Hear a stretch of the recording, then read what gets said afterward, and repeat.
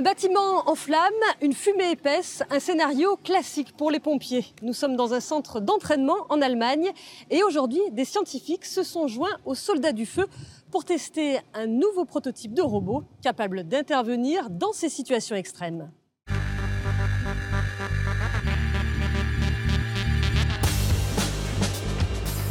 Évaluer les risques quand la visibilité est très faible, c'est la mission majeure de ce robot.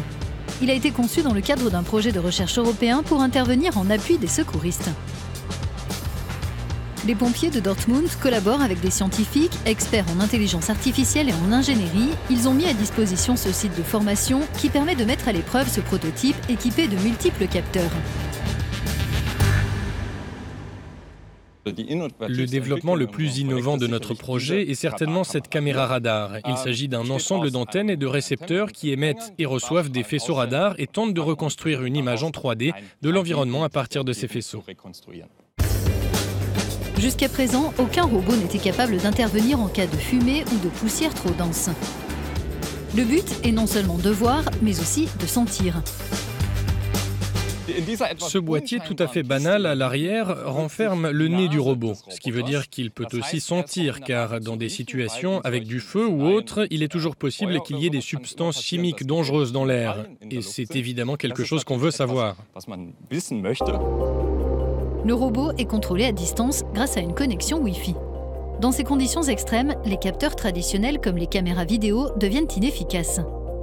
C'est pourquoi le système s'appuie sur la collecte de diverses informations qui, une fois fusionnées, aboutissent à une représentation de l'environnement malgré l'absence de visibilité.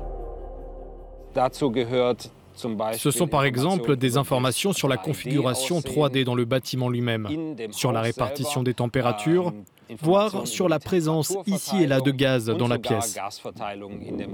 Ce sont des éléments très importants à connaître pour les pompiers pour qu'ils puissent entrer dans le bâtiment en prenant beaucoup moins de risques.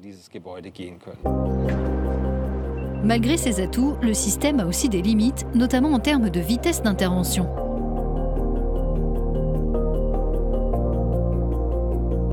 Des évolutions sont déjà envisagées, ainsi que l'ajout d'autres fonctionnalités. Nous ne pouvons examiner que les scénarios où nous avons beaucoup de temps.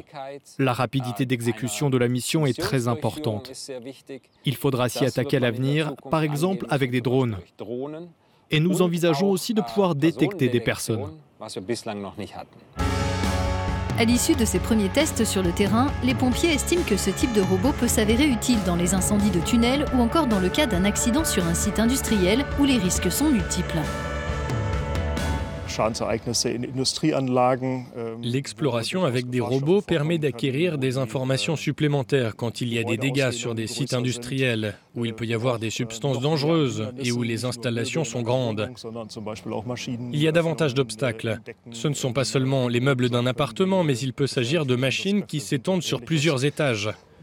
Ces informations vont aider à accroître la sécurité pour les forces d'urgence. Encore au stade expérimental, ce nouveau robot n'est pas prêt pour le terrain, mais il est clair que dans les années à venir, ses capacités sensorielles seront précieuses pour les pompiers.